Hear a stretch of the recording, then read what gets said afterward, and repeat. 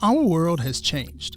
Unless you've been in a cave somewhere, you know that every day a new video or situation surfaces that reveals these facts. Whether it's the loss of a hero, the outbreak of a virus, or the surfacing of a once thought buried realization that Black lives do indeed matter. America has now crossed the line and she cannot turn back. In this monumental episode of Go Creator Go, we hear from voices seldom heard, Christian Black men who share their thoughts, ideals, and visions addressing these latest challenges that affect our world. I'm Antoine Bean. This is Go Creator Go. Let's do it.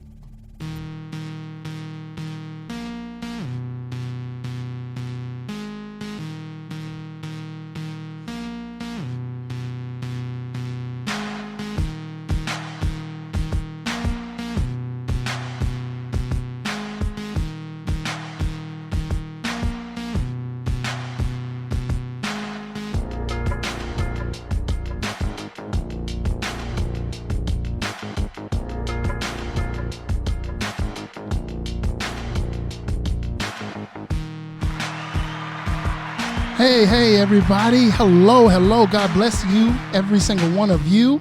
And happy Juneteenth weekend, Juneteenth week, Juneteenth month. Happy Father's Day.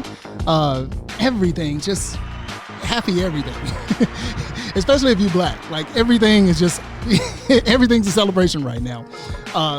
Thank y'all so much for joining me with Go Creator Go. This is a very special episode to me, probably the most vital episode I've done this season. And the reason that is simply because of not only who I have in the studio, but because of the subject that we're talking about and what we are addressing. And that is our nation, our country, the situations that are going on. I mean, you just pick one, right? You just close your eyes, spin around and pick a situation. It's going down, whether it's coronavirus, whether it be the loss of people like Kobe Bryant, and now Black Lives Matter movement, this whole situation with police reform and everything that's going on. And then on top of all of that, we got an election coming in a few months. So it's just, I mean, man, if you are anywhere in the capacity of journalism or storytelling or any type of documentary or any kind of information, you are just having a plethora of fun right now. It's just crazy. I mean, there's a lot happening. I'm being joined by some people that I really, really respect and I really have a heart for, men of God who stand in what I believe is purpose. And what I mean by that is every single one of them in their diverse areas of expertise that God has blessed them with have been placed, I believe, as the man of God says, Apostle Matthew Stevenson says, they have been born for such a time as this. And it's an honor for me to welcome these individuals to the show, the people that are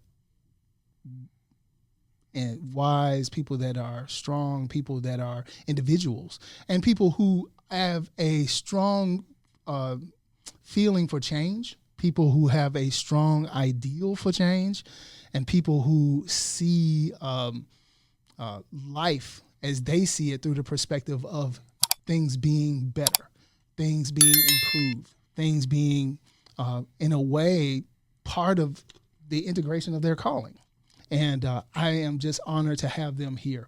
This show is titled Creating Change. And why I called it Creating Change is because this is a show about Christian creators. But just because, creativity is not limited to art or it's not limited to music or, any type of entertainment. Creativity is actually exhibited all the time, especially in our community as African Americans. It's exhibited all the time, whether it be in the law room, in the law office, whether it be in the courtroom, whether it be in the classroom, whether it be in the military, whether it be in the pulpit. There's so many facets of us as a people, so many layers to us as Black people. And I believe that people knew that, but now it's being spotlighted more than I think ever. Joining me now, and I'm going to start with my left, is an individual that I cannot tell you how big his heart is. This is a man who is a Morehouse man. He's a Morehouse graduate. And he is a educator and future PhD, and a gentleman that really has a heart for community service and people. And he's a leader, and I knew that the moment that I saw him, I knew instantly that this man is going to be somebody that we're going to know about that's going to change our world. And I don't take that lightly. And I have so much respect for him. And he is he's a leader at the ministry that we both serve. And he asked me once, he says, what do you need me? He said, what can I ask you to do today? Like, what are you going to be doing today in service? I said, whatever you need me to do. Because when you have a good leader, that's the heart posture that you should have. You know, as Batman said in Justice League, I'm whatever I'm needed to be.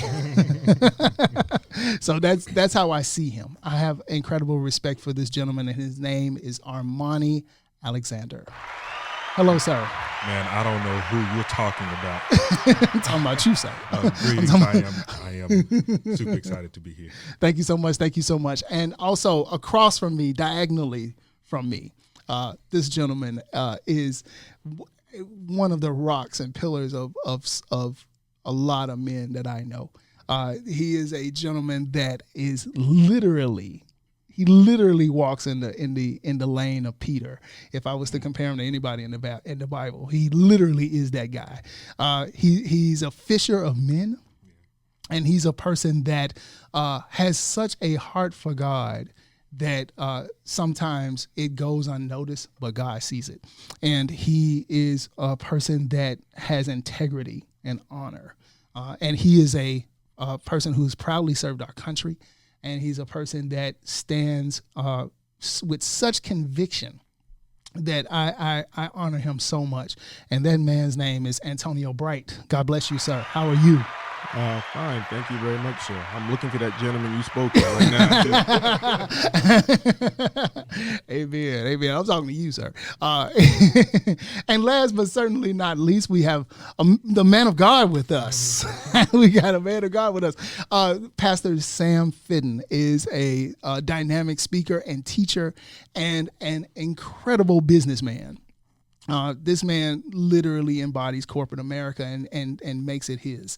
And I respect him so much because of his wisdom and his teaching. And not only that, he is a person that, in my opinion, is going to be one of those guys I know that's going to grace the cover of Forbes magazine with Bible in hand. So God bless you, Pastor Sam Fitten. How are you? Mercy. That's all I can say. It's the truth, man. It's the truth, man. It's the truth. So let's get right into this because we got a lot to unpack here. We got a lot to unpack here. So that introduction was nowhere close to where we need to talk about, but we do, and anybody can jump in on this thing, man. We live in a changed world. We do. The world is different. Listen, you know, as the old presidential speech, the world is very different now. It is. It is very different now. People are dying that haven't died before, man. I'm sorry. We're movie guys, so we always quoting movies and stuff like that. So, but yeah, it's a different world. So, I mean, you could jump anytime in any place because there's so many things to unpack. I guess we can go in order. So, at the beginning of 2020. I was with all y'all. We were all together when 2020 hit. And the word that went forth was, this is vision. It's going to be a year of exposure. It's going to be a year of challenge. It's going to be, man, we coming into the biggest revival that you'd ever see.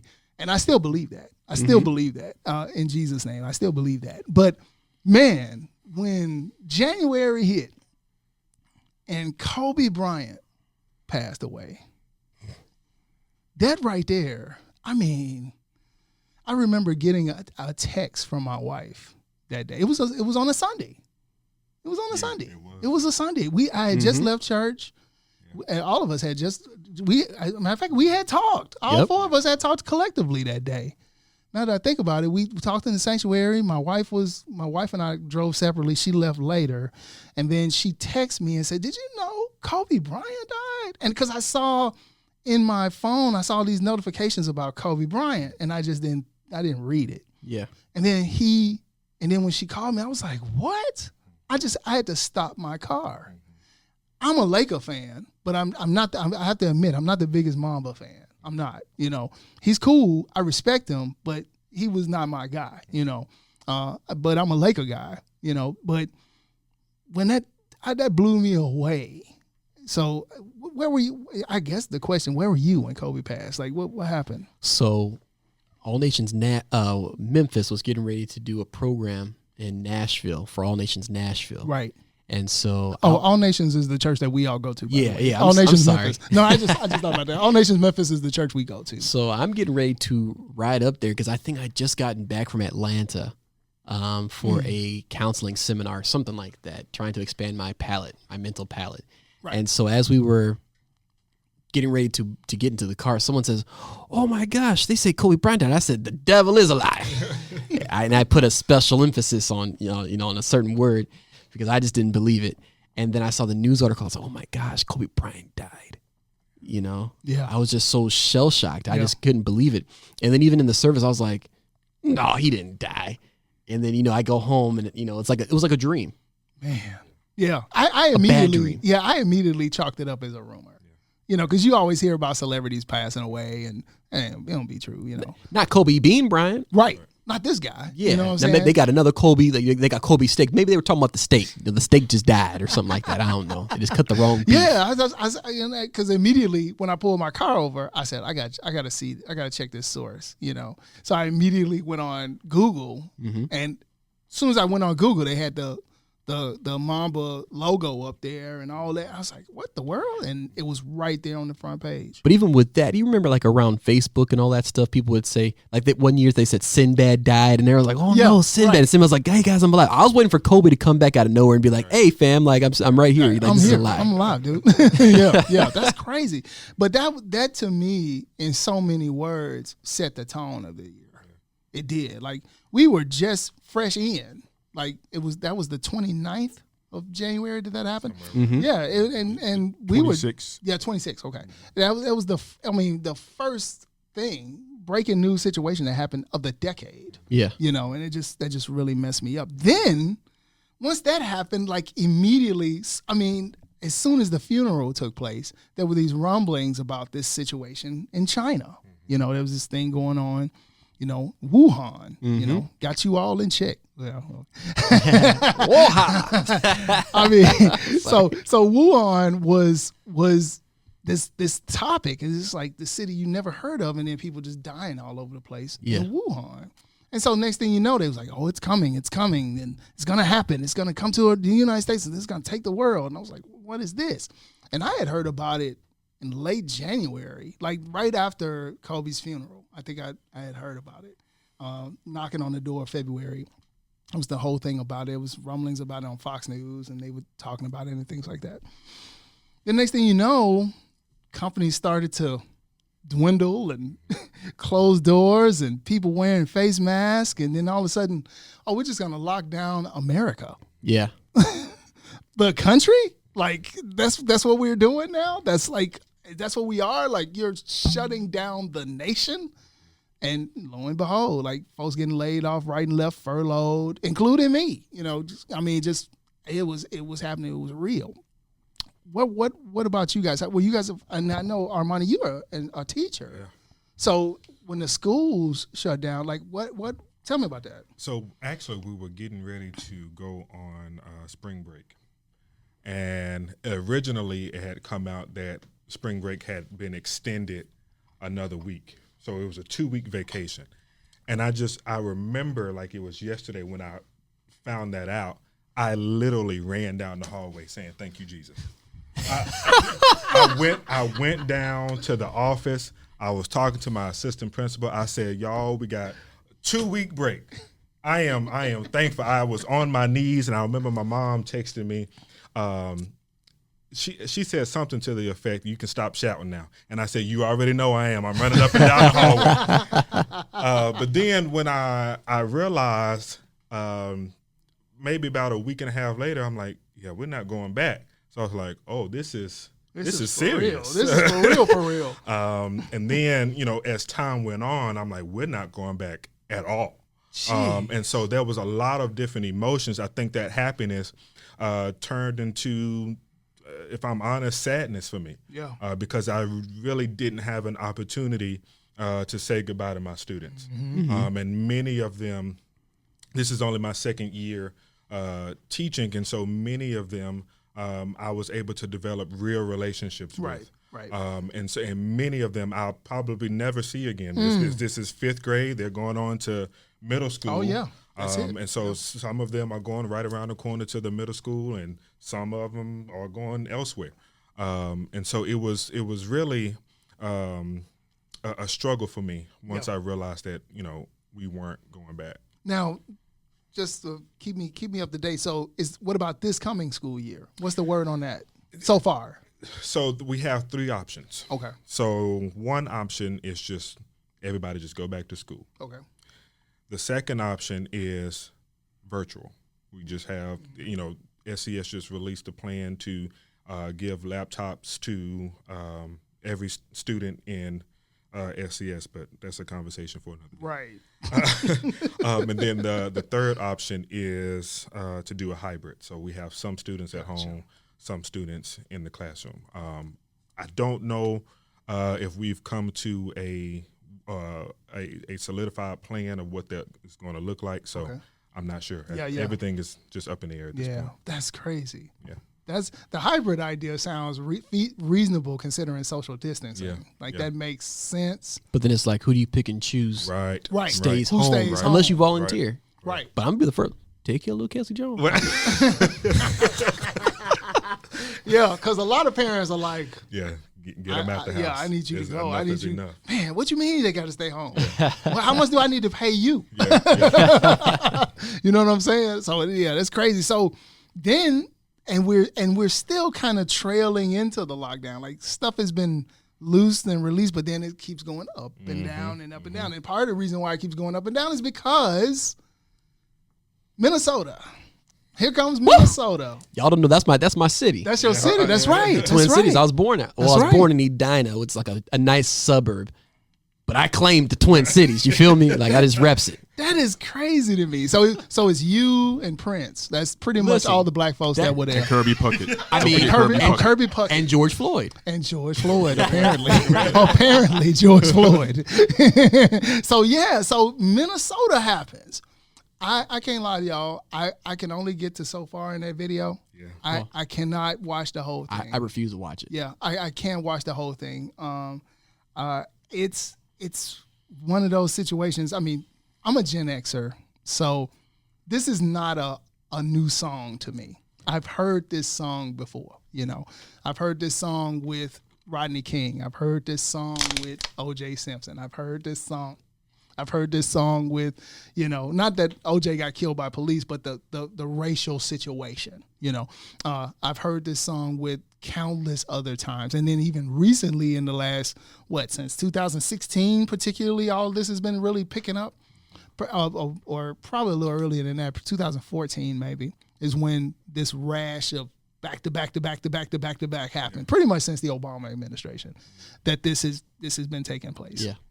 Which I have my own theory about that. I believe that not only is it because we live in a digital world where everything you do can be seen visually, video, etc., but I also believe that society still hasn't recovered from the fact that we had a black president, because there were a lot of racial situations that occurred after President Obama was elected, i.e. the gentleman who was assaulted by the Harvard instructor who was assaulted by a police, and they had the conversation at the White House. And then, of course, Donald Trump starting early, claiming his birthright and he's not American, etc. It just created this racial tension. So the stage was already being set literally 8 years ago of where we are now. But I think that it's just a combination of people just simply being tired. Like, I'm just tired of this crap. I can't do it no more. Yeah. Pastor Sam, you did a sermon recently called Enough is Enough. Yeah. And I think that really personifies where we are with the situation with George Floyd, Minnesota, et cetera. I think it does too. I think when you begin to analyze some of the things that have taken place, right? So you look at Trayvon Martin. Right. Then you look at Tamir Rice. Then Yeah. another man that was in Cleveland. Then you look at Brown. Was it Michael Brown? I can't breathe. Brown, Yeah. And then over there, that's Eric Gardner. Yeah. Hands up, don't shoot. Yep. And then you have that Eric Garner was I can't breathe. And then Michael Brown, hands up, don't shoot. And then Philando Castile, the first one in Minnesota. Right. Yeah. Right. And then that's like, it's just the build up, the nonsense. Breonna Taylor. I mean, think of exactly. Yeah. You know, and then it's almost like we have all this stuff on film.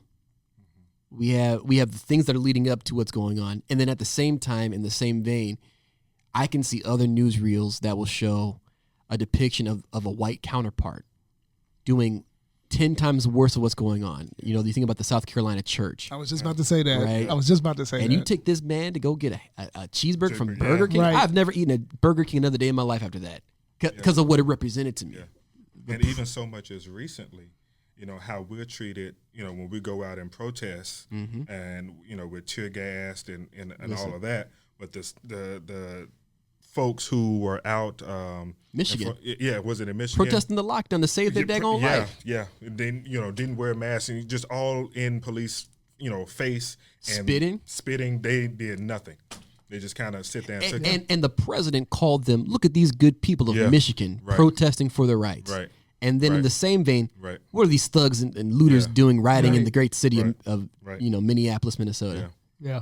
It's crazy, man. That is insane. And what's even worse with that, and this is why enough is because on top of that, we've come to find out that those who were actually looting and burning down precincts and destroying, and they were white. Yeah.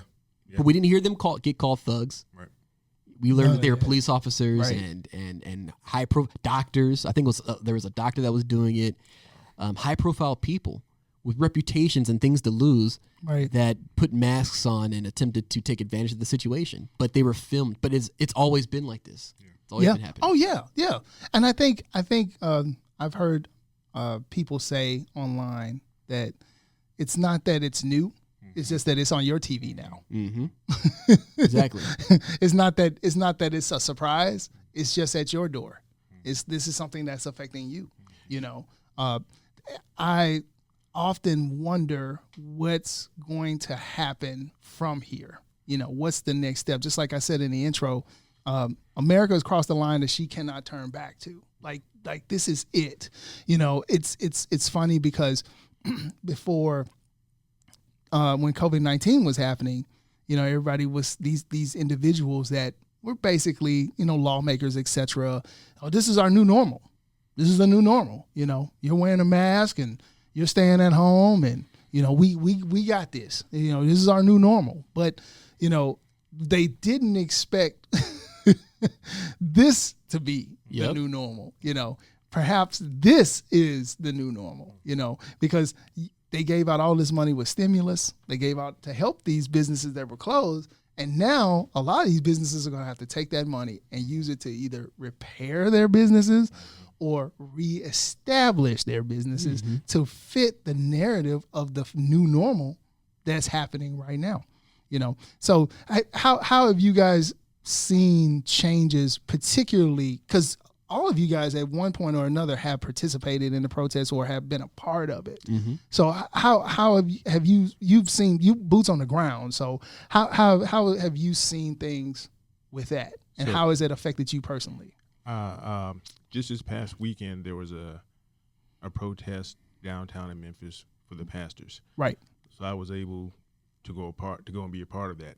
Initially, I didn't want to go. I don't care to protest anymore. And my reasoning behind that is being, as you said, we're Generation X. Mm-hmm. Thank you for bringing it. I had no idea what we were. I just knew we were something. So. I'm gonna unpack that in a little bit too. I appreciate it. Go ahead. So the reason I would look at it differently was because of being in this situation and seeing it for so long. To see the same thing repeated. We've marched around this earth 1 billion times. We've protested peacefully. We've met every requirement to do a calm protest, and we're still getting the same result. Right. So, not to diminish those that do protest, I was just like, it's about to go out and waste time. Yeah. Because the end is we're going to repeat the same things. Right. But being a part of the protest, it gave me a chance to reflect and look at, okay, there's a new generation now, and this is their Rodney King. Oh, yeah. This is their time to actually make a movement. For our generation, as you and I have spoken before, we had Public Enemy. Oh, yeah. People like KRS-One, BDP. So we had Right. we had some people that made movements. Yeah. But there's not that now. So to see them out there and be active and actually engaged, and to see this movement now being shared overseas in other countries, that's like a true blessing. Because Yeah, man. now America can't really try and say it's just them making us up. Right. Because being military and traveling overseas, Right. what I learned and I see is people will say, we thought blacks were this way because of a movie they saw. Mm-hmm. Yep. So then once I understood that, it made me change my perspective of, okay, I now have to be a walking ambassador all the time. And I relay that to my Christian walk also with God. Come on, man. You have to reflect what you say you are. Yep. And no matter whether you're working or where you're at, somebody's evaluating or interviewing you. Yep. So I would have conversations, and just by my interacting, I'd be debunking, oh, I thought everybody said the N-word. Like, no, I said, I tell you what, you say that to me, and I promise you. It's going to be a different conversation. We're not going to talk anymore. It's going to be some furniture moving around. And they were like, well, I thought that's just the way it was on TV because that's what we always saw. Right. And I was like, wow. And I was like, well, where do you get this from? And they'd say it'd be a different race Yeah. telling them this was a stereotype. Right. So what you would have is people from other countries coming to America that looked like me but didn't like me because someone else had given them a different narrative. Wow, man. And I'm like, man, they're making us fight amongst ourselves. That's crazy. So to have the march and see everyone calm and peaceful and actually establishing like, okay, this is what's going on now. Mm-hmm. But then also, as they say, being woke to see that Right. this still is going to happen. And you know, that's interesting that you brought that up because we're not all native Memphians. I think Armani's from here. I'm from here. Sam's from Minnesota. You're from Texas. No, I'm from Charleston, South Carolina. South Carolina, So- that's right. So Charleston, oh my God. To speak on the Charleston 9, Okay. again, I get a lot of mixed looks and reviews because it's not new. This is what I expect from Right. Charleston, and this is why I explained to my mom explicitly, I'll visit, not coming back there, because there's the rich and the poor. And Charleston has a slave market that's a tourist attraction spot. You go through there for tourism and you see and you buy stuff, but when I walk through there, there's nothing tourist or inspiring to me Right. about knowing that my ancestors and people like me were sold. Man. Yeah. I don't care how you repaint the building, That's right. it's still called the Charleston Slave Market, Oh yeah. Oh yeah. but it's marketable. Oh yeah, So, you're right. Because in Memphis, for years, A.W. Willis was Auction Avenue. It was Auction Avenue. It only changed what 7 or 8 years ago. so you was- see what I'm saying? yeah. Like, you can't tell me to forget about what I keep having to see every day. Yeah. Mhm. And if your only response is to change it when it embarrasses you, then there's no real heart posture to fix it. You're just called out. Right. It's like when a kid gets caught. I don't need you to confess now that I've caught you. I see it now. Right. That's not compassion. That's Yeah. just you responding to get out of the next thing. To get caught from getting caught. Yeah, exactly. You know, Memphis it's funny you say because Memphis has a very much the same type of diaspora. It has the same layout because Memphis, not only is it the assassination point of Dr. King, but it also was the key distribution center for slaves. Mm-hmm. So what happens was they would bring us in from New Orleans and bring us up the river. So that's where the term up the river comes from. It comes from there. So they would bring us from there to Memphis, and Memphis on Auction Avenue, right there at downtown by where the pyramid is right now, it's that point right there. They would bring the ships up and they would split us up, men, women, children, old people, you know, whoever, and then they would split us up and we would go literally all over the country. So I have a question. I think this would be more for you, Armani. Like being from Memphis, I ask people this all the time. Can you give me more? You may not be able to, but the Dr. King Memorial in the hotel, anything. I have an issue with that because that's not like you're making a tourist attraction of a death of someone famous. So again, if we notice, everything is coming back to capitalism and money. Right. The only reason we're opening up and we're in phase 1, 2, and 3, because we have to start making more money. Like the coronavirus became a real issue when the NBA had to shut down. And remember, it happened right around the same time as March Madness. And I remember I had a conversation, and I'm really kind of laxed medical. I've done some medical, worked in the hospital and stuff, so I have some knowledge. So I was like, it's not too bad. So I said, well, if they stop March Madness or the NBA takes a pause, we now have a real situation. And I remember the day that happened when they had the last basketball game, and I was like, okay, we got a situation. I said, hey, we're stopping the money now. And now it's an issue. But like in other countries that I've been to, they've always been wearing masks. So it's not a new thing. It's just we're late to the party. Yeah. They America's were wearing masks for the flu vaccination. That's right. For any type of bird virus, flu, SARS, all that. Yeah. We as Americans just have a level of self-entitled ignorance or arrogance to where we're better than. So when something actually hits us, now it's like, well, how dare, or why this?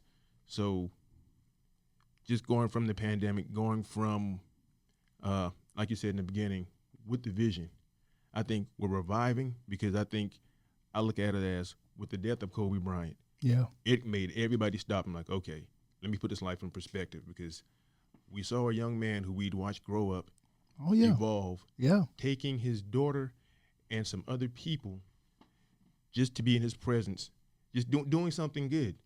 Like, you don't have to necessarily be doing something wrong or crazy to have an accident and lose your life. Like, his wife thought they were coming back home and was planning dinner and everything else. So it makes you thank God for every moment and just slow down and say, you know what? Let me tell Armani hi. You know what? Let me check on Sam. Let me just say, hey, what's going on? Right. Just to see. Right. And then to have the pandemic to where now you're really isolated and you don't get that access. It's like, man, I got to really start to put this thing in perspective, because the new norm now is I may see Sam occasionally. I may see Armani occasionally. So it makes you value just the little time. Like this moment right here, we don't get this time back. No, we don't get it back. It helps us to appreciate it more.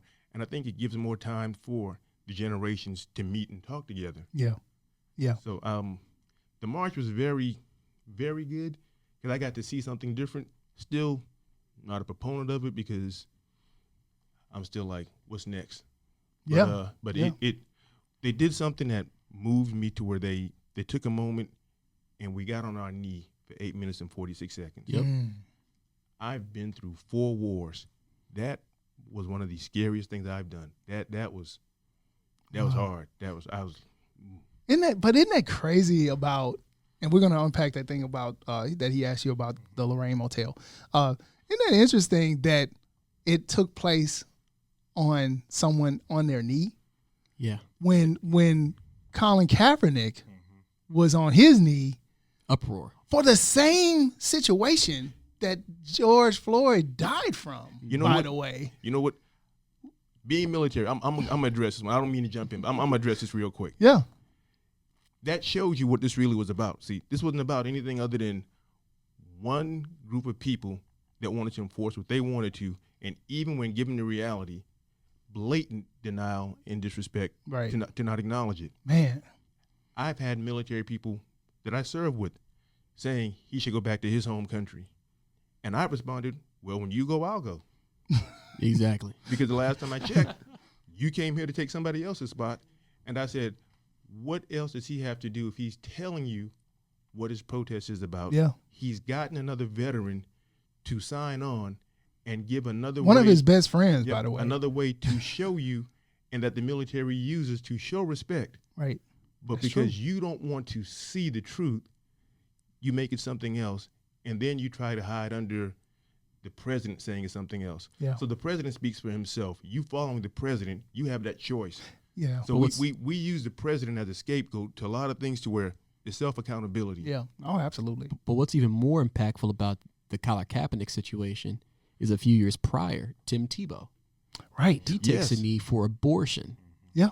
and it was okay. That's true. Because it's a conservative care, right? See, the Democrats really don't care about petty issues like that. They're not going to take their time to tweet about stuff like that, right? No, not to mention Tim Tebow's a white guy. Well, I was going to You get to know? that. Yeah, you know? yeah. Yes. Yeah. Colin Kaepernick takes a knee for police brutality, Yeah. With his afro and and it's a problem, right. you know? And I don't even think it's because I think it was because it was the police, which I would argue would be like the modern day KKK. That's a Yes. man. Because when they stopped being able to legally lynch us, Yeah.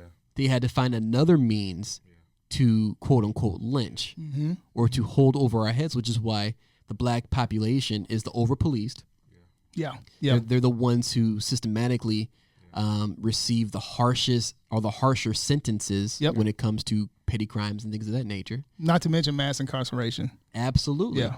In a prison system Right. that is capitalizing from capitalism Yeah. because they're private absolutely. institutions. Exactly. Yeah, they got to get those beds full. They say it Absolutely. all the time. Like, we got to get these beds full. or somebody's losing money. Yeah. And not only that, but then you're looking into who partners with these prisons.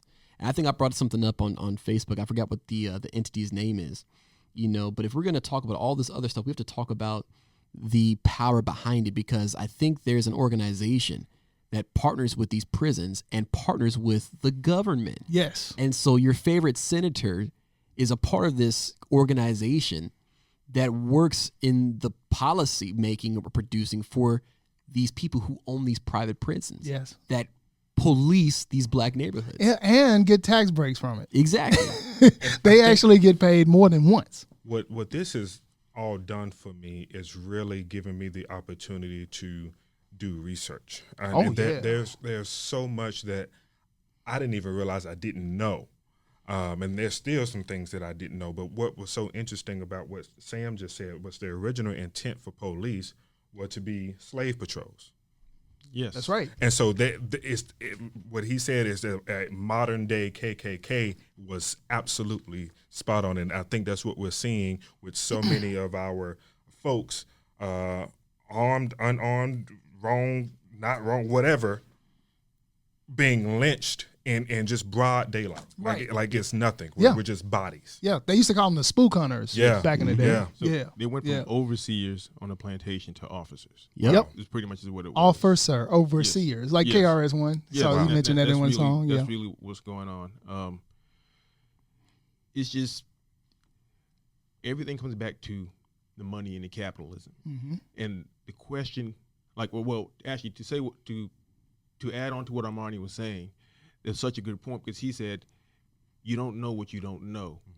But I can remember a time when I was younger than Armani, and I had these questions, but I would get shunned because my parents, not for any other reason, they didn't want repercussions or negative backlash from our family or white communities, because if you expose something that had become tradition so long Right. for being wrong, Right.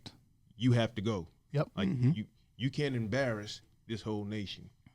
And that's what happened. So there's a lot of things that Armani doesn't know that he doesn't know, because the voices that try to explain it, they disappear or they get silenced. And a lot of times they get silenced from the inside. Oh yeah, for sure. You know, we talked about this off camera. We talked about this about how Antonio are a Generation X. So Generation X came right after Civil Rights Movement. So when that happened, and that group would probably be the baby boomers, I would imagine. So the boomers they had, a lot of people would compare Moses to MLK, you know, and then because it was ironic that 40 years after MLK died, President Obama gets elected. So people were trying to say, oh, well, he's the Joshua of et cetera, but I don't think that was the case. I don't think that Joshua's shown up yet, per se. But the reason why I use that analogy is because the baby boomers have refused to sit down. They have not passed the torch. They have not. They consider themselves the greatest generation. That's how the media portrays them as. They think that they still got it, and they will not release that. And they never released it to Gen X. Gen X was considered a lost generation. So that was the reason why Gen X was referenced a lot in defiance and rebellion, because we could not find our place. So we couldn't fit. So because of that, we were just kind of out there. And so when Gen X had kids, here comes Y.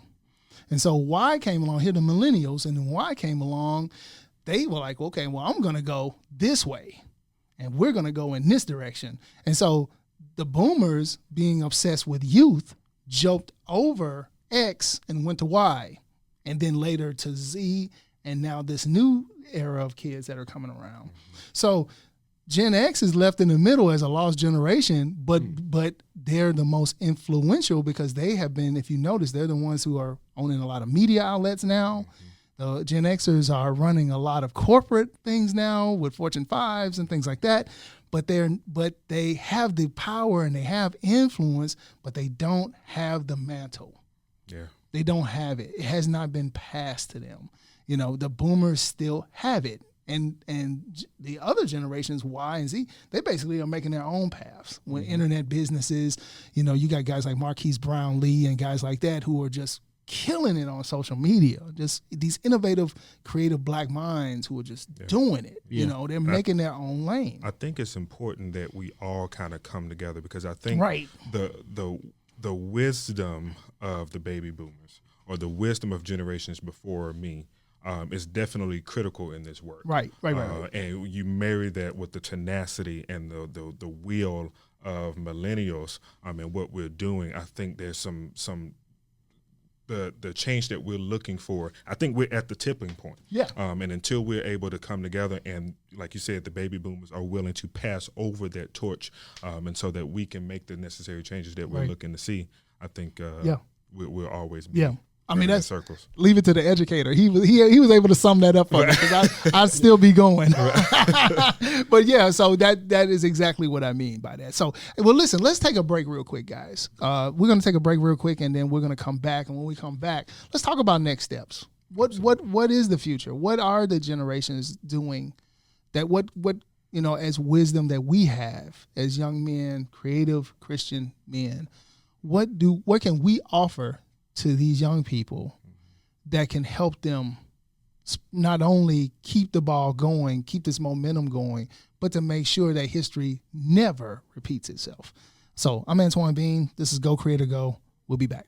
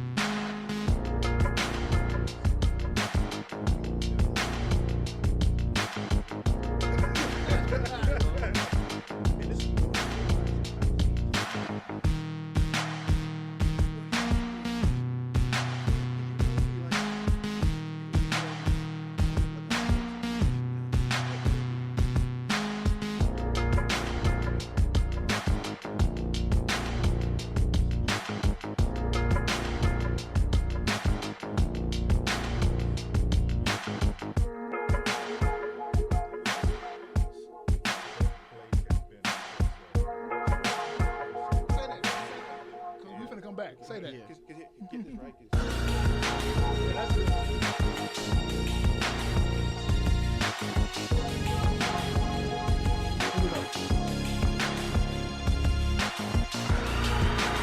All right.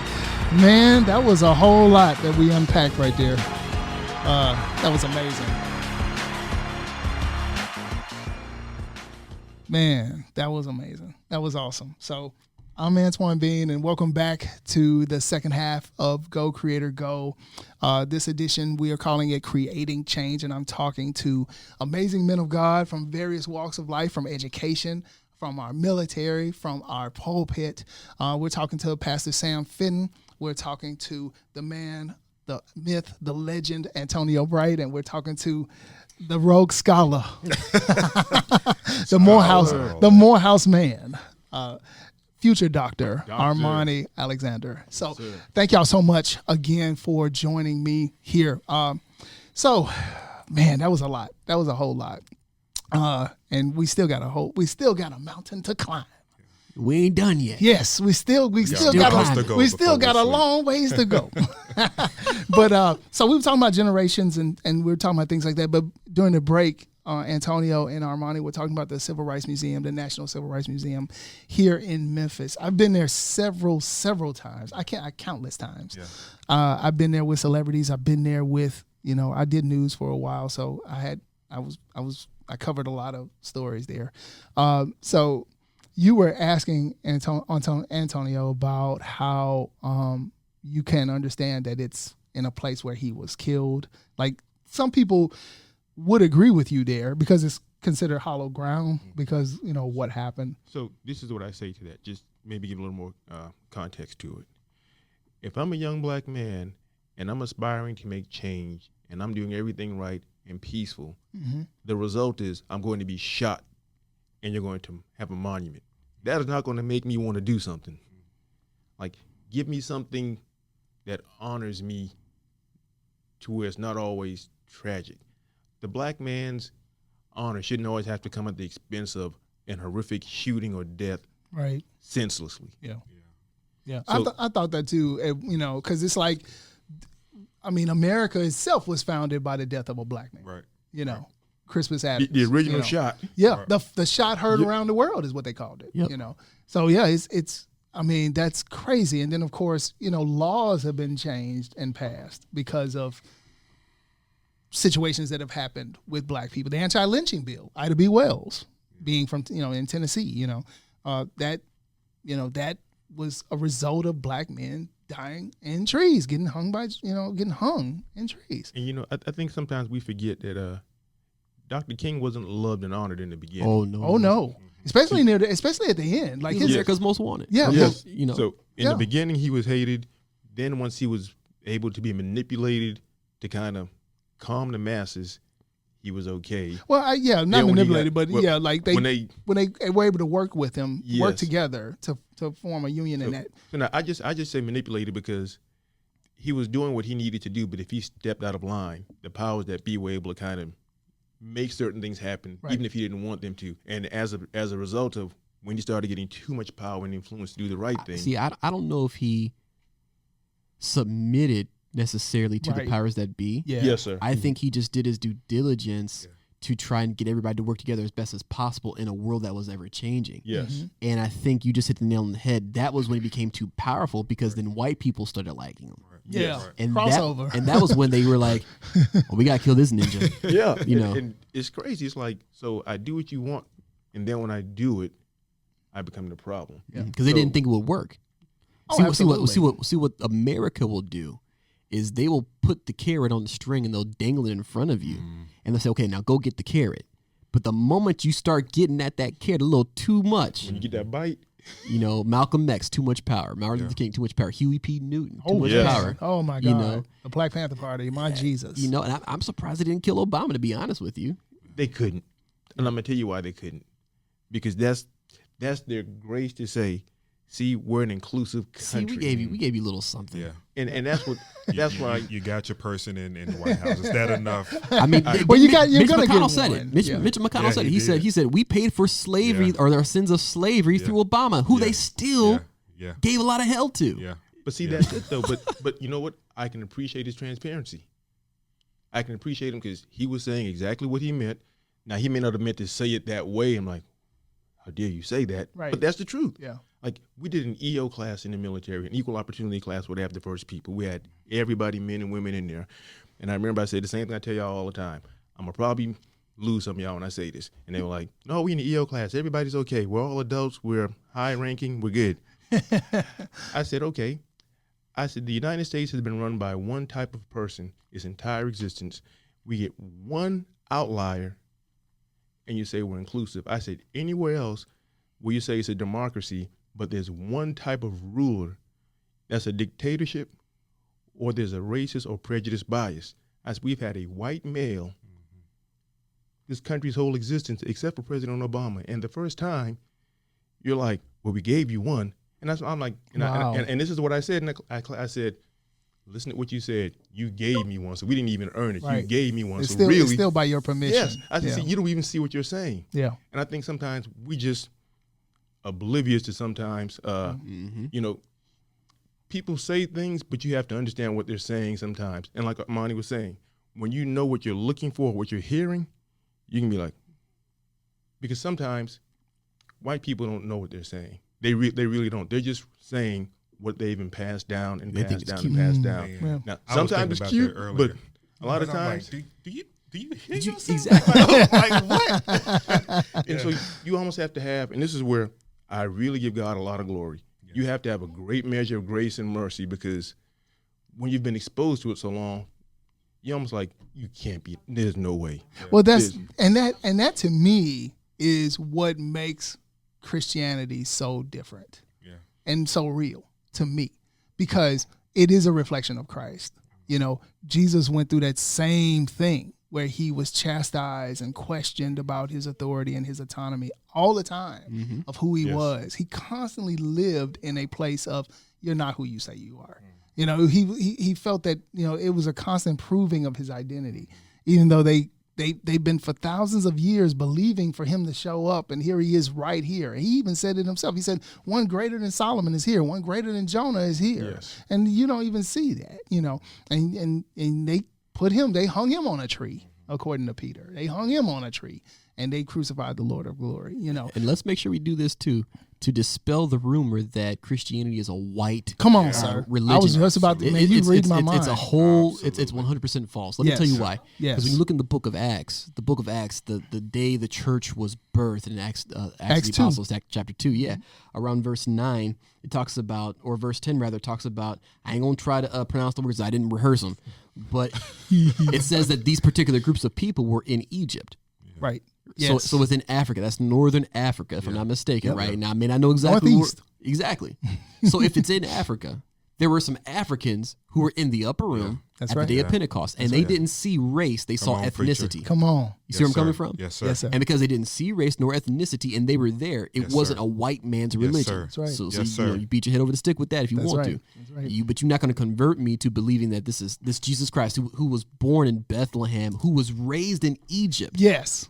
was, a white man's religion or a white man's Yes. savior. That's just not going to fly with me. And even was prophesied that, in Isaiah, out of Egypt I called my son, See? So so that's man, they don't understand. And I think that fallacy also comes from with a lot of militants who A, don't read the Bible, Listen. and B, they looked at the fact that slave owners use the Bible as a way to Manipulation. manipulate what you're supposed to be in this situation. Cain killed Abel, and he was cursed with darkness. And it says slaves Was he obey. cursed with darkness, though? That's He was not. that he was not.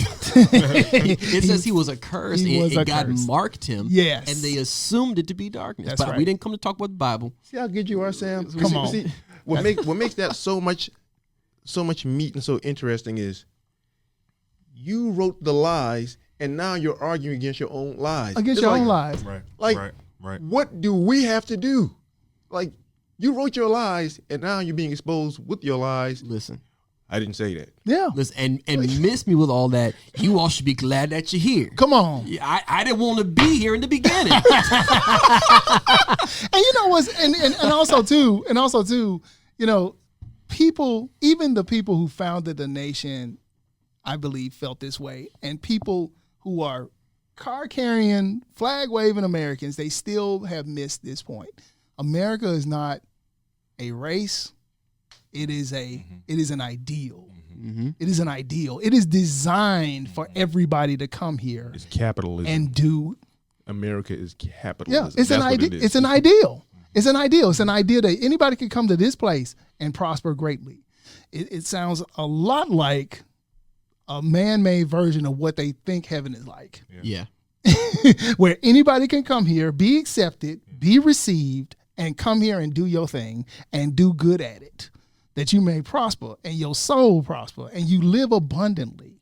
That's the reason why people literally come from all over the world to be here. It's not a coincidence that every invention that has crafted mankind 9 out of 10 times has been created here. And some of the good ones Yeah. came from black people. Exactly. Right, You wouldn't yeah, have no yeah. reason to drive your little car without the stoplight. Come on, man. Come on. And we're not gonna even talk about the hair. Listen, Doing with the pressing combs and the flat irons and all that, and then ironing boards and and then you made your little tanning beds because you want to look like me. come on. I mean, just laying know, outside, you see? just baking in the sun. You hear me? Just slow roasting, slow roasting. We don't acknowledge things like that. Like you said, we don't even acknowledge people like Daniel Hale Williams, Right. the first successful open heart surgery. Oh yeah, Listen, Dr. Drew, Dr. Charles Drew. We yeah. won't even acknowledge that. We Blood just go into something transfusion, else. yeah. Yeah. Or people, or just innovatives like George Washington Carver, who in my opinion was a genius. I mean, he was way smarter than Albert Einstein. In my opinion, I gotta be honest. George, I would have recognized Ben Carson until he lost his black card. So we just come on now. we just gonna leave him yeah, alone. Yeah. I mean, you cannot deny he is smart, but You be smart and stupid. Right, right. come on now, come on, Smart for yeah. your own good. You done lost your black card. Give me that card. Yeah, like kind of like Neil deGrasse Tyson. Same thing with him. He's so smarty crazy. He just got too much sense. And then Kanye came out the backyard and said, "I fooled y'all. I just want to get some people out of jail. That's all." Got him. Got him. I want to go back, if you don't mind. Yeah, come on. If we could go back to that Civil Rights Museum, Yeah. I think Antonio really brought up a good point. How that museum is like a slap in the face to black people everywhere, and we just noticed it like a few moments ago. Yeah. The oppressor says, "I'm going to kill the guy that was really progressing the civil rights movement forward and the movement for everyone forward. But not only that, we're going to set his place of death as a memorial to you guys to celebrate him, and then only paint the picture of this man being a man of love and in unity with the white man." I have legit been sitting here wrestling with that since he said it. I had never thought about it in that way because, as I was saying over the break, for me, that place has been a source of knowledge and a source of understanding. Yeah. I couldn't get it in elementary school. They took that out. They took that out the history books. I couldn't get it in middle school. I couldn't get it in high school.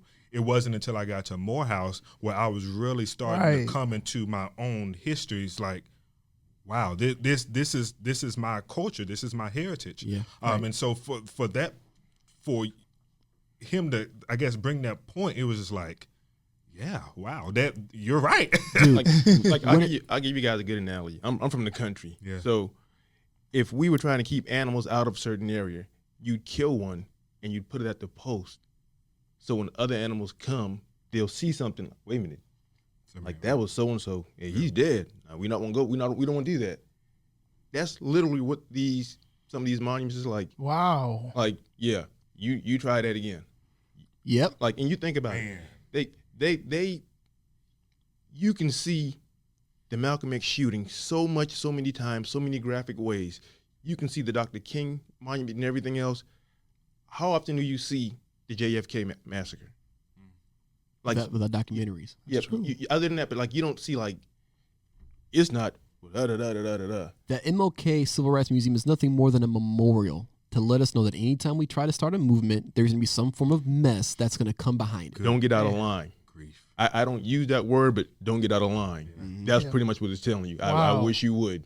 So that's why I always ask people, and I ask a lot of the young black youth, and I'll even ask some of the white people that I encounter. Why? Why is this a place of attraction and something you want to come see? My mom and aunt came here, and they, listen, we got to go see it. I said, man, y'all go ahead with that. Miss me. I'm going to stay home. I'm like, don't want to do it.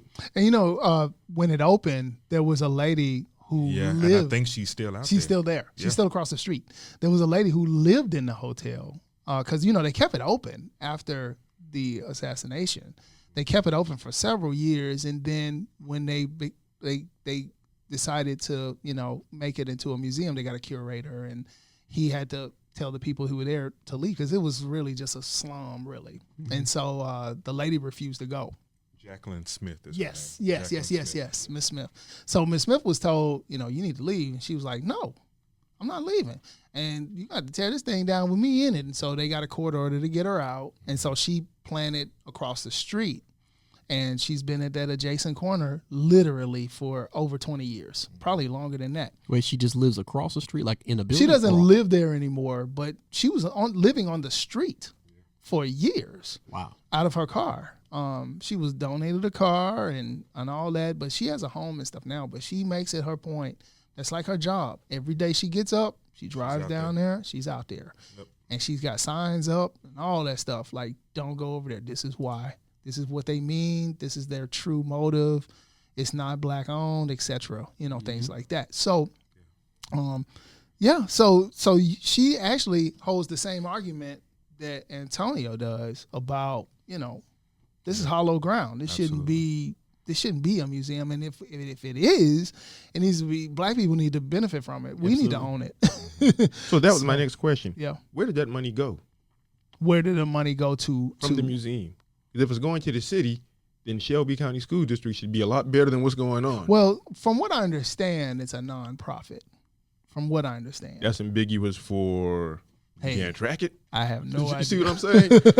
Something of that magnitude that's bringing in that much money, the education system should be the first way to show we're putting it back.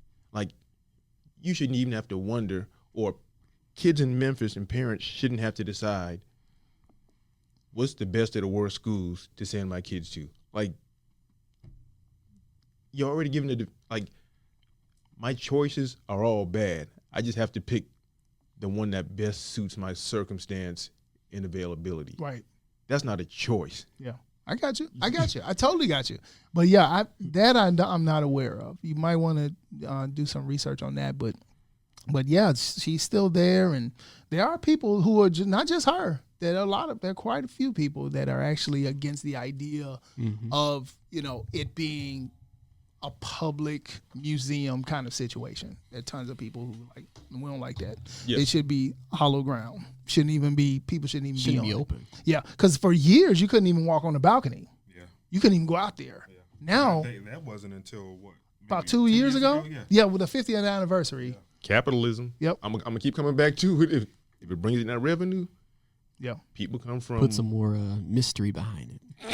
And then they open up the area across the street, and you have to pay to get over there. Oh, got to be kidding me! Yeah, the area where James Earl Ray supposedly shot him. Open that part up and make that part of the museum. Yeah, you can actually see. You can actually stand almost in the spot and look across the street through the window. So you know what? Not to go off a quick rabbit hole, I'll tell you something interesting. When we had that march Saturday downtown, while I was walking and we got to the gathering place, the whole time in my mindset, I just kept looking up at the sky, looking up at the buildings, because to me, I'm just thinking, who's going to be shot now?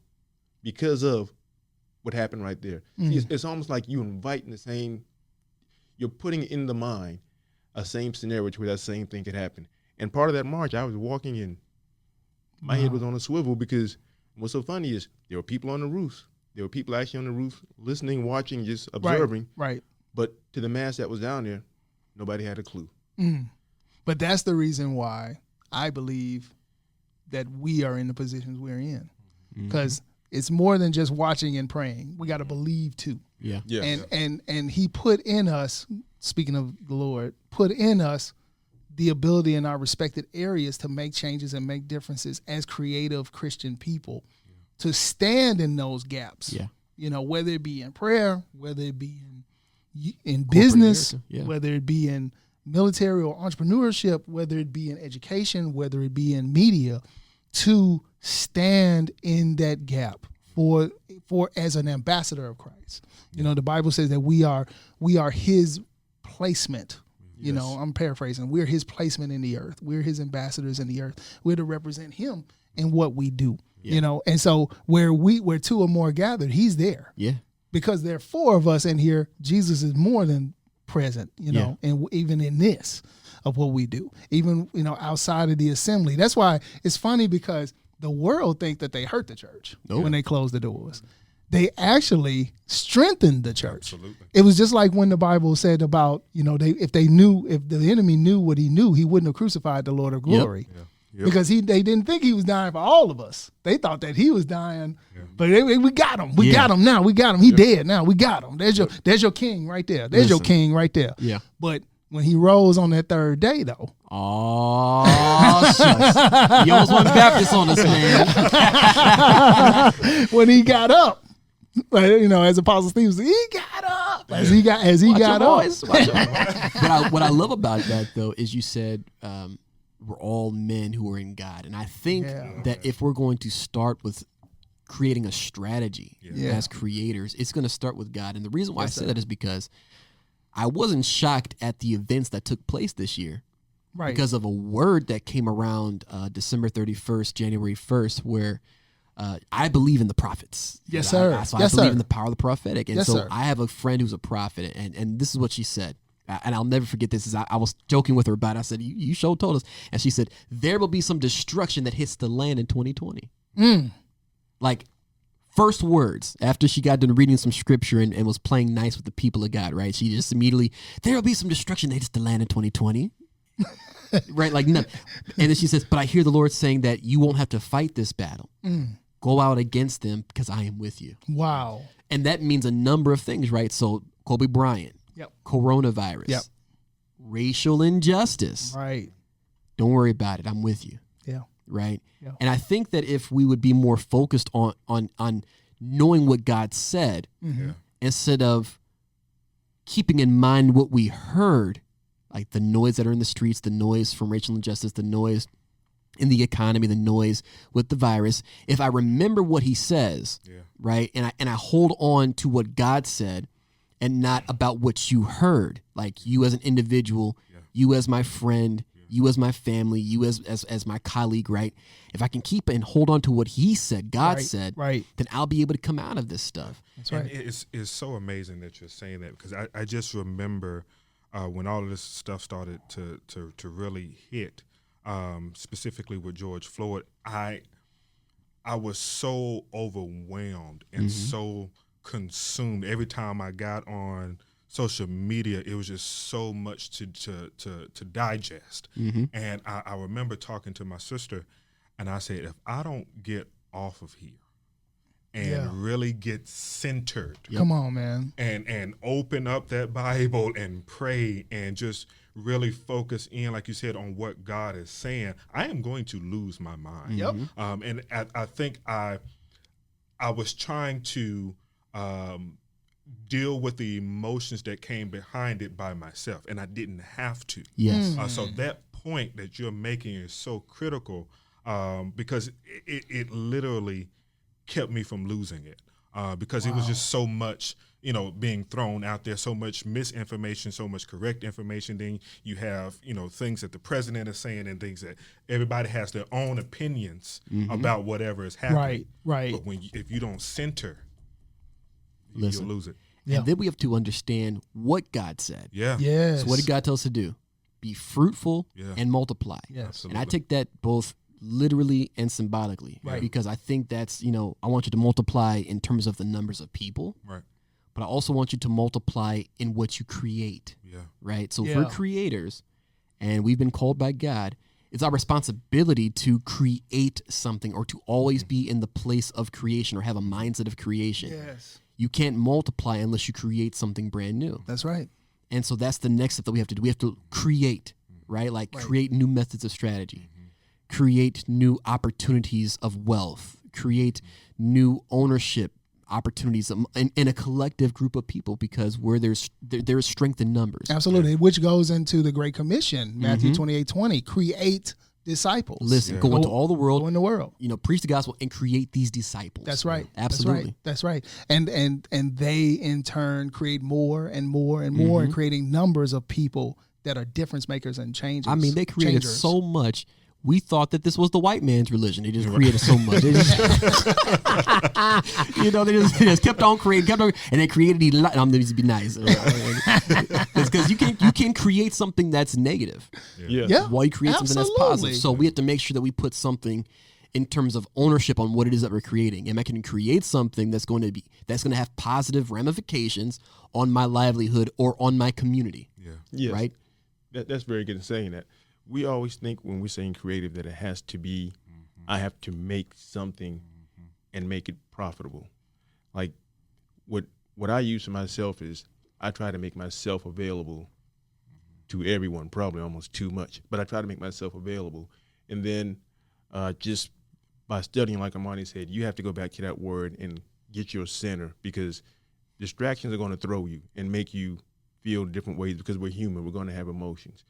But what you have to do also is make sure that you find something, because everybody has value in something to give or something they can do. And what I use for my personal motivation and stances, if I can pour into you, sometimes if it's just a word, but sometimes if I just can fruitfully bless you a little in something minor and just randomly, I don't think we give enough value to sometimes just a random call, a random blessing could change somebody's whole life and day, because what makes it so good was Jesus showed up when he knew it was the time to show up, Right. not when we always want it. Right. Like, we know when we're hurting and we think we need it right then, but sometimes we're supposed to go through the process Come on, to man. understand what God is doing, because if we always got the right answer all the time, then we'll start thinking we Jesus and we become more conceited in our own being. Yeah. So That's why I think people misunderstand the scripture about Jesus said you will do greater works than even I do. I think what he meant by that is not that you'll be greater than Jesus, but you'll be doing things on earth that Jesus didn't do in the time he was here. Yeah. You know? I agree. Yeah. Like the internet wasn't there. Right. So Jesus talked to at maximum 5,000 people at one time. Well, Armani has the ability to talk to 1 million people. Just go through his phone. Listen. You know what I'm saying? So that technically on paper, that is greater than what Jesus did. Right. You did talk to 1 million people. Joel Osteen talks to more people at once than Jesus did. Man, technically, he talks to what, 250,000 people in person about per 40, weekend. 50,000 people that in person that tune in to him, right? In the arena, in the Staples Center, Yeah. I mean, not the Staples Center, in the Dome. The Dome, in the Dome, the Astrodome. yeah. yes. So people think, well, when Jesus blesses someone, that's what we expect Jesus to bless someone. But if Armani, say, pays Brother so-and-so's car note 1 month, that carries so much more weight. Oh yeah, for sure. Because Armani's doing it because Armani cares. Yeah. Well, he has the heart of he has the right heart of posture. Christ. Yeah. And that reflects back the way it goes, like through the military. It shows up to where, okay, Armani did this. So Armani is mirroring the vision of our pastor, who's in line with the word of God, and his pastor who's in line with God. So see, it all funnels down, and that's how God always gets the glory. Yeah. Because Armani's going to say, you know what, this isn't of me, this is of God. So God gets the glory. Yeah. So now what you've done, you've blessed someone and you've planted a seed of change to where, wait a minute, Armani's not this NFL superstar or this billionaire TV person. Yeah. Armani's just the teacher, but Armani saw fit to use the resources he had to still bless me. Yeah. So you then bring the expectation down to where only a superstar or somebody can be a blessing. And I think that's a common misconception that people have. We talk about using our platforms to create change or to open up conversations about different topics. My platform is not that of Brandon Clapp. My platform is not that of TD Jakes, Jamal Bryant, or anybody. Right. I use my small platform, whether it be in the classroom, whether it be with the 30 or less men at TLO, with TLO, and I create opportunities where they can come in and talk and just throw it out all on the table. Right. Because I remember not too long ago I was doing something in the house, and I was just kind of talking about it. It was right around the time with the death of George Floyd, and I was like, I really don't like when I don't hear pastors speaking up about issues like this. Right. And I've always had issues with that. But I remember very, very vividly, God spoke to me. He said, but I've given you a platform now. Come on. And I had never thought about it because I'm like, okay, I don't have any biological brothers. I didn't have a lot of male friends growing up. But now here I am, the leader of a group of men, a group of black men, a group of Christian black men. Now I have that platform, so why don't you speak up? Yeah. And from that moment, I said, okay, well, what do you want me to do? And then and out of that was, opening up the floor for conversations and then having a 3-day series. So for those are little examples of ways that we can become creative with what we're doing with our time, it's particularly for folks like me who have nothing but time on their hands now. Right. That's right. I have absolutely nothing but time on my hands. So I'm thinking about ways that I can be creative in my spaces, whether it be in the classroom, whether it be with TLO, whether it be just in our brotherhood, small groups. It's like, how can I be instrumental in the lives of so many people who I come in contact with every day, regardless of the size of my platform? That's right. And so with that said, what is it that you guys have been doing since we've had a little more time, especially with reflecting, and you have to reflect and act, basically, the way things are going now. So it's almost like, okay, I know what to do. Let me think about where I've been. Okay, this is where we're going. Where are you guys with that? So Armani's all about building with the future with these young people. What about you guys? What moves are you guys making or have made? For me, I'm retired, so like Armani, I just have almost too much time. I try to find different ways to. I do personal training. Yeah, and he's a beast, by the way. Yeah, absolutely. A beast, man. That's why I don't fool with him. Man, I fooled with him. I fooled with him, and my wife will be the first to tell you that she had to buy a bag of Epsom salt for me. You ain't been back since. I know. I got to get back in it though.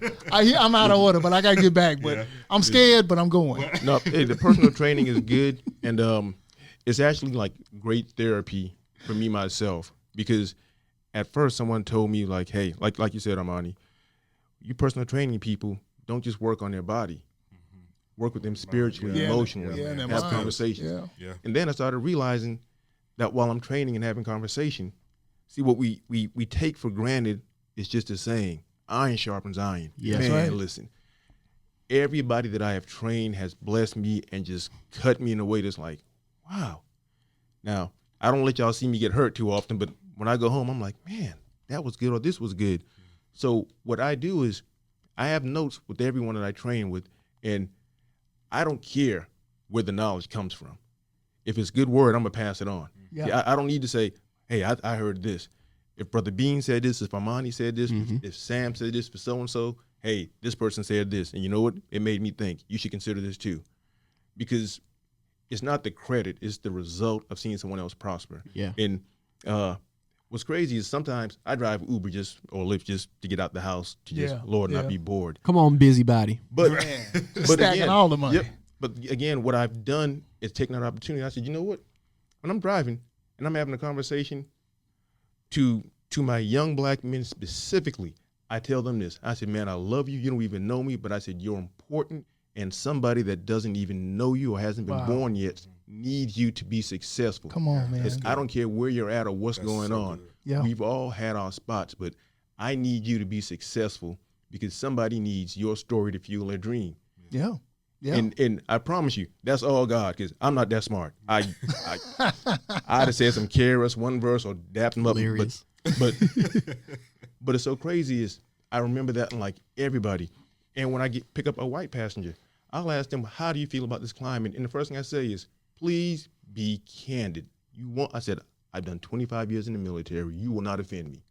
You're not going to say anything I haven't already heard. Wow. I said, I just respect your truthfulness and candidness, because we can't have a real conversation to address the issue if you first won't be transparent. Yeah. And I said, it's awkward for some of the white community also, because we don't know when you're being authentic or not.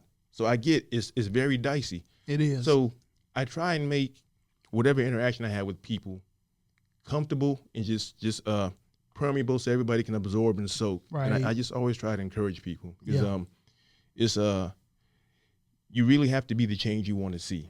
And if you won't do the change, I can't say, well, Pastor Sam ain't doing this. Well, what am I doing? So if I can't do what I'm expecting somebody else to do, then I'm really just hypocritical. Come on, man. And I try to, the other main thing I do is to the youth. And I don't mean it in a derogatory way, but I try to hang around you guys as much because being the old man, I don't want to be the old man on the lawn and be so negative. I need to be able to embrace some of, I need to be able to embrace. I mean, the old man from Friday. And bang, bang, bang.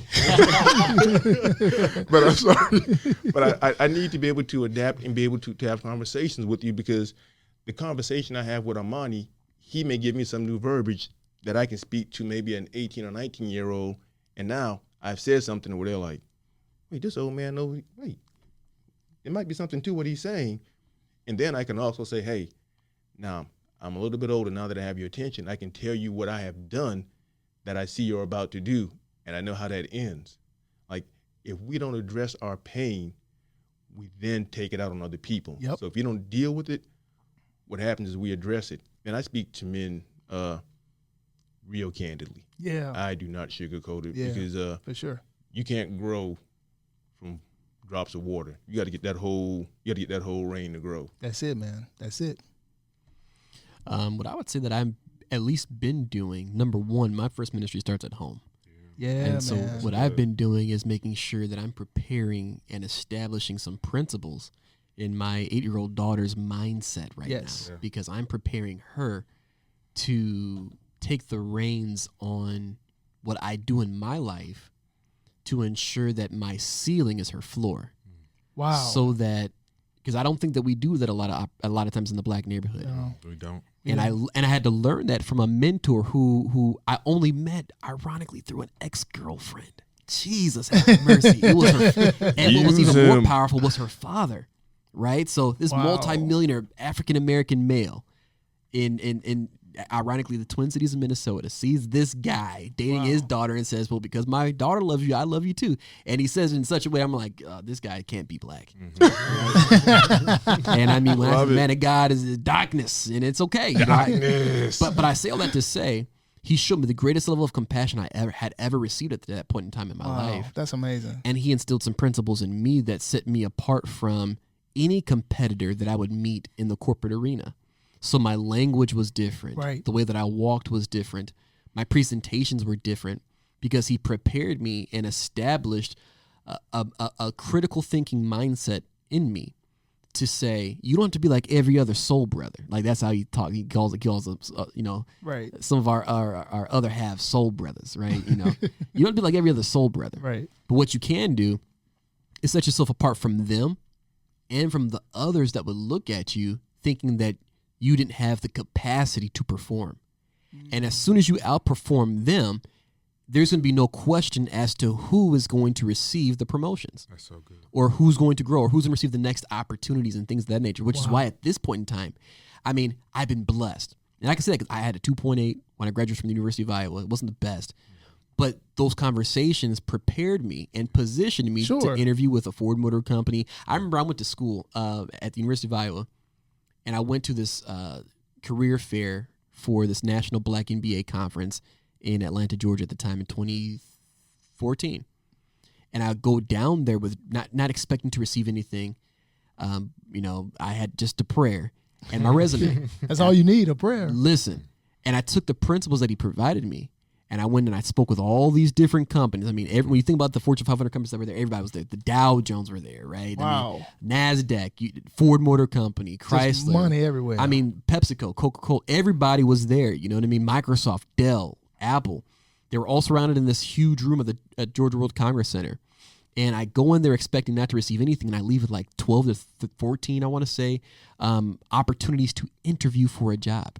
That's awesome. Right? And then I Praise was God. offered 8 opportunities of employment before I graduated. Wow. My God. because I walked on the ceiling my mentor provided me. So my goal is to teach my daughter the same thing, so that no matter what arena she goes into, she's overly prepared to handle the racist or the narcissistic African American that's in the office, and to be able to have a conversation with them to perform out of the water. So that's number one. That's my first goal. That's awesome, man. Number two, it's to my desire, is actually with youth enablement and to grow youth capacity. So my desire now is to develop a nonprofit that I want to call it River of Life, and it's to take these persons who have been systematically, not given the best opportunity to live in this racial climate that we live in right now, because we know that the cards are stacked against us. Right. And it's to give them an opportunity working with government to allow them to come out of the disciplinarian system, to come out of the jail, and to be a part of a program that will set them apart from anyone else who's coming out. So what I mean by that is taking that low petty crime, helping them to work towards a trade, while also giving them an education at the same time and an apprenticeship to be successful when they come out, so they don't have to go back to the selling of the dope, to committing the same crime that they committed that got them into jail in the first place because of the over-policing of certain neighborhoods and things of that nature. Gotcha. So I want to do that. So helping to grow the mental capacity of our brethren and our sisters that are in these impoverished communities that are being taken advantage of. That is amazing. And then lastly, but certainly not least, I think as a whole, we need to really grow and do something towards educational reform in predominantly minority communities. Right. Because as soon as we do that, we're able to grow the mental mindset of our brothers, of our sisters, of the new generation. And we're also able to help them understand that they have the power at their disposal to impact the laws in society, to never have to worry about another Jim Crow day, to never worry about another moment of a president who will misquote racist senators and congressmen, and to feel like they have to put up with that, you know?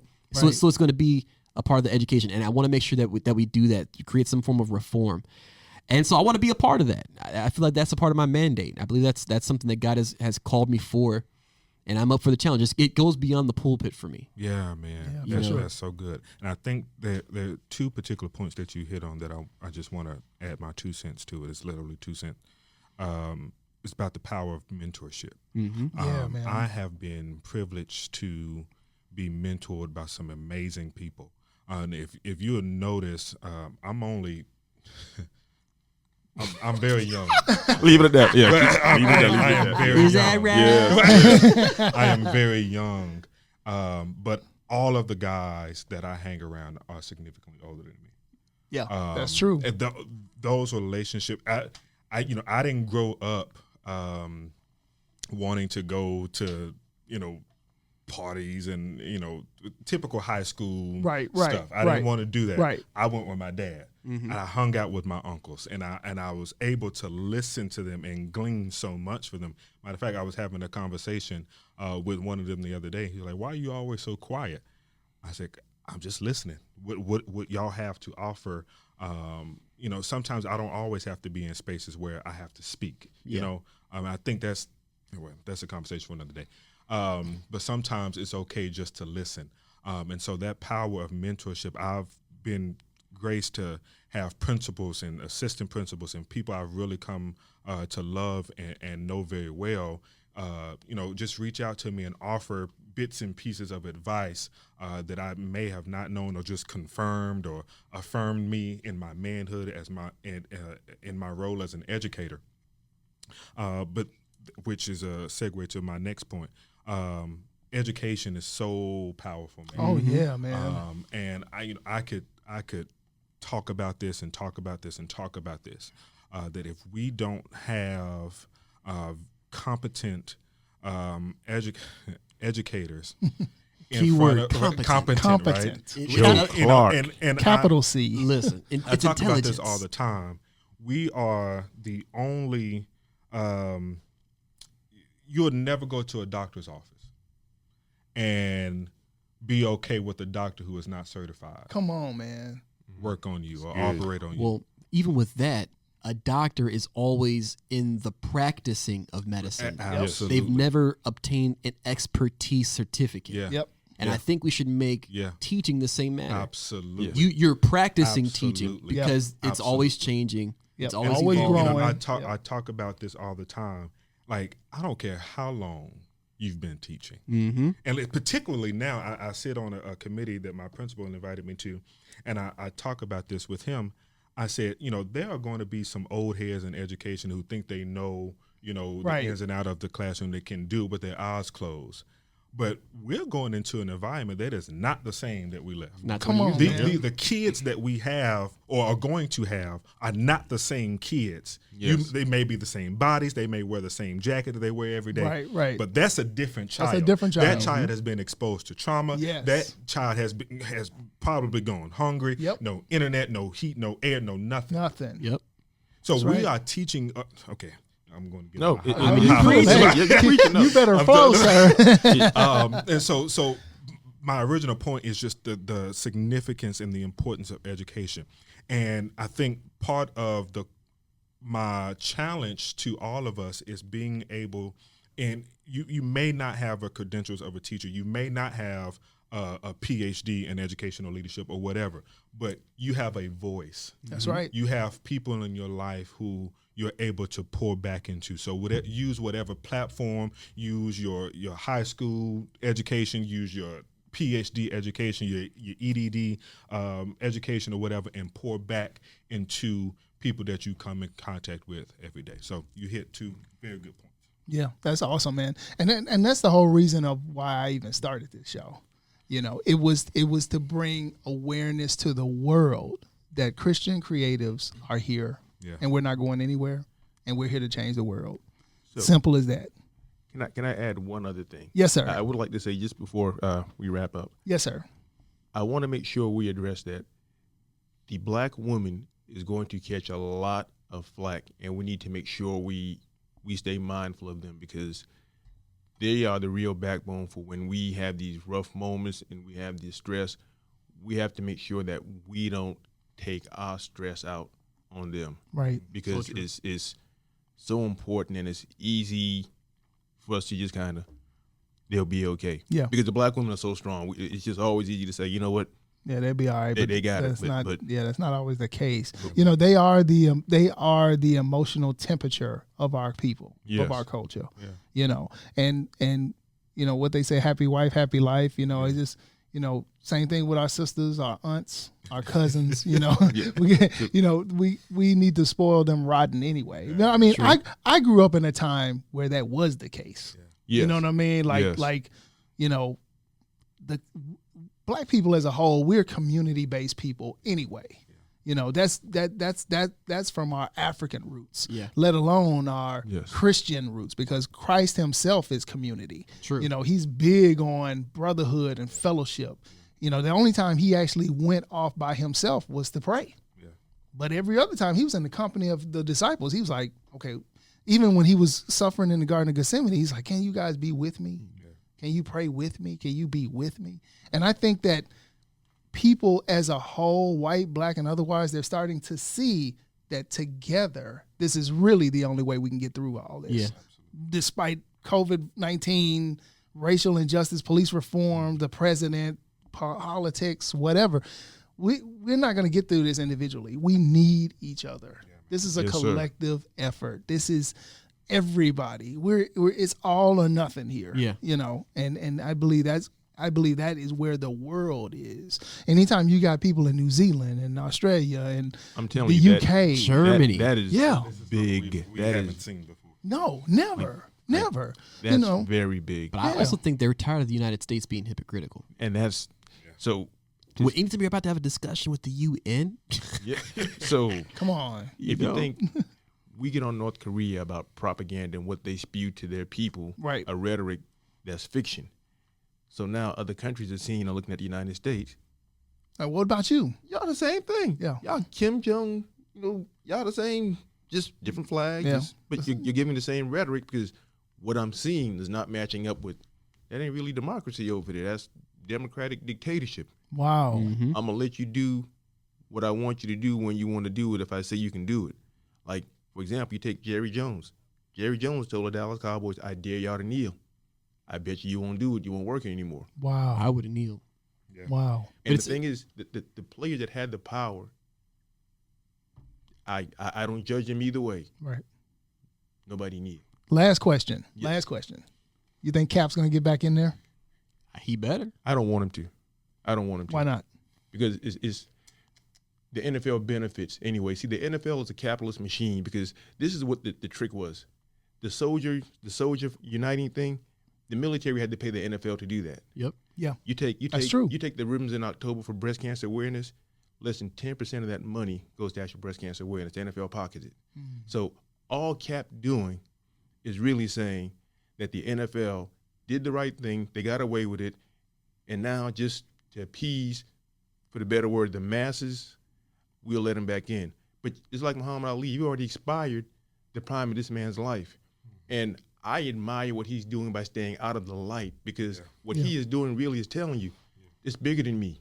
I love that. People want him to speak. I'm like, no, he's making sure it's on this. It ain't me. See, because if it comes back to him, then the NFL.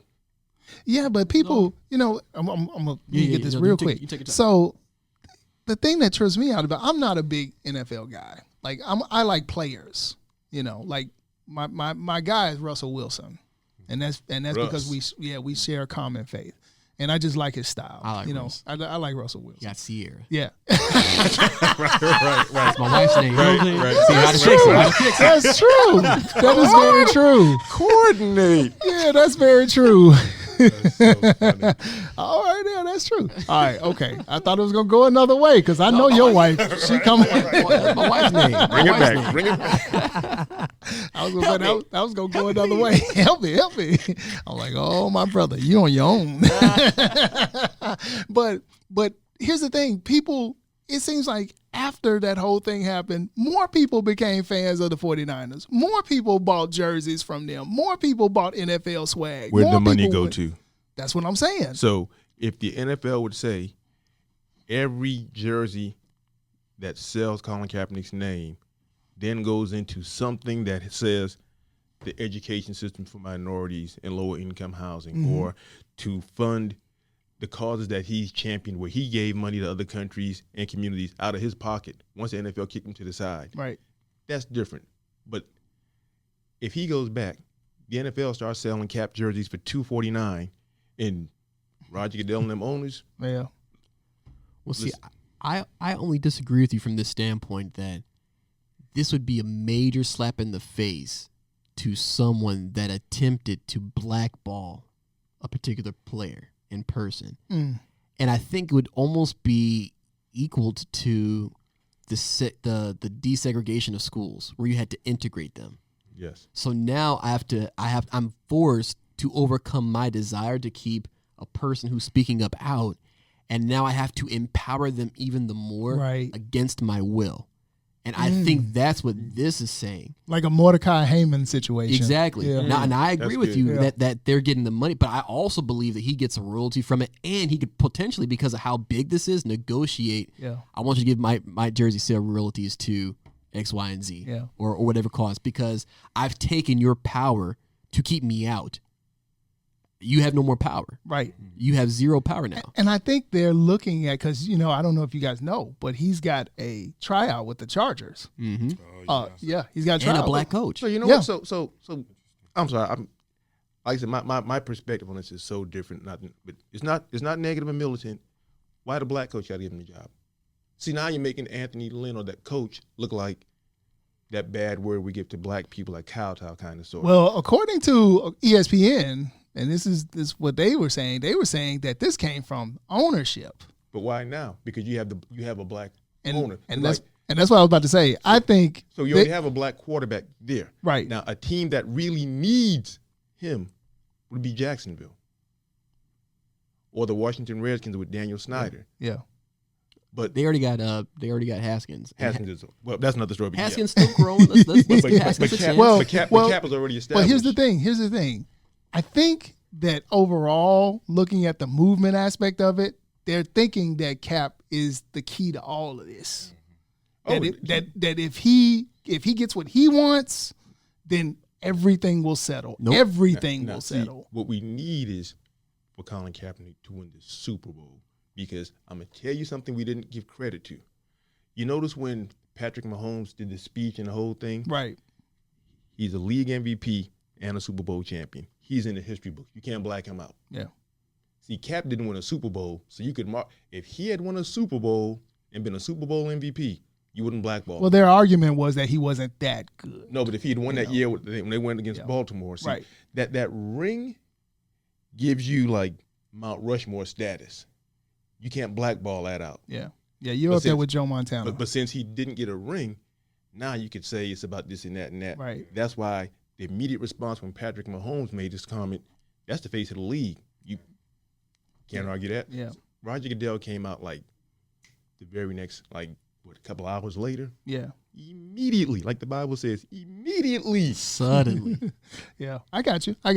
So, yeah, I think that's how they see it. I think they're seeing Cap is kind of like the key. the cornerstone to all of this The stuff. wheel in the middle of the wheel. Yeah. If we give him what he wants, then the movement can kind of Well, now it's not about Kaepernick anymore. absolutely. It hasn't been. He for was a trying to while. bring awareness to prevent Right. George Floyd's death to begin I mean, with. prophetic, if you will. For real. To be honest with you, it was actually prophetic. A knee to a knee. A knee to That- a knee. That is so scary. That's a Like, T-shirt. that's so scary. That is like, Yeah, I mean when you really think about it, that was that God speaking.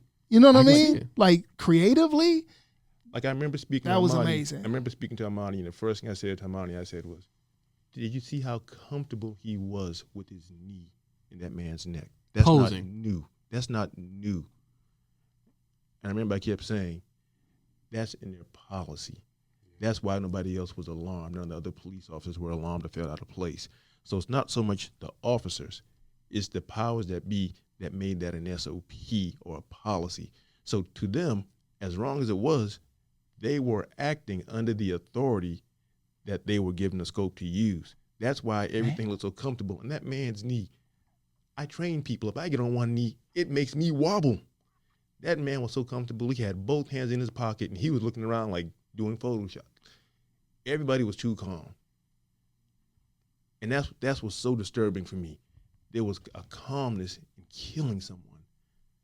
And even when a man screamed for his mom, it didn't even move you. yeah. Who's passed away, by the way? Yes, like He was calling for his deceased mother. the problem is so deeply embedded in the country. Yeah. Like the statues of Mount Rushmore. It's in the country. Yeah, man, I'm telling you this. We can go all day about this. There should be destruction that hits the land in 2020. Destruction. Yeah, this is serious business. We got to get together and do this again. We got to get together Sir, and do this thank again. you for this platform. Man. Because we always say Praise God. black men will talk about sports and women, Pretty but much. you'll never hear them say black men can have an intellectual conversation. Yeah. So, pleasure, man. Man, the Pleasure. honor is mine, and This is good. I have to be obedient because he gave me this in prayer. So he always shows it to me before I do it, so I know that this is from him.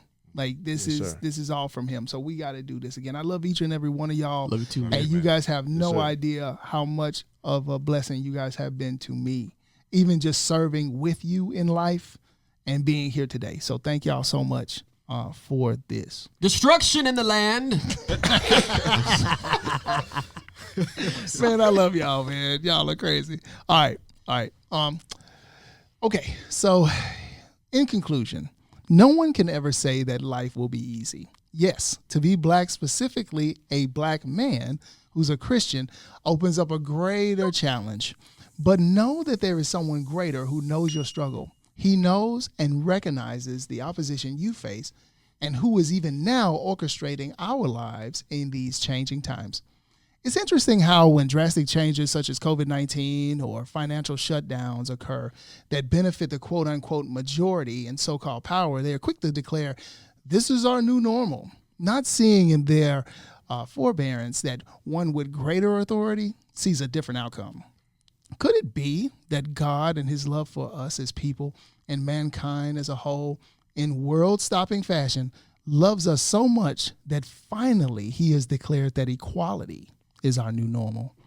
Remember, you have purpose as a creative, and God wants to make use of it, not only to be a blessing for you, but to help move his kingdom forward through you. I'm Antoine Bean, and that was Go Creator Go. We're clear. Man, that was awesome. Y'all know how long we went? 1:45. Yeah. About 45 minutes. So I'm probably going to split this up. Probably going to do like part 1 and part 2. Destruction in the land. Y'all were amazing. Man, y'all were. I gotta have y'all on the show. Hold on.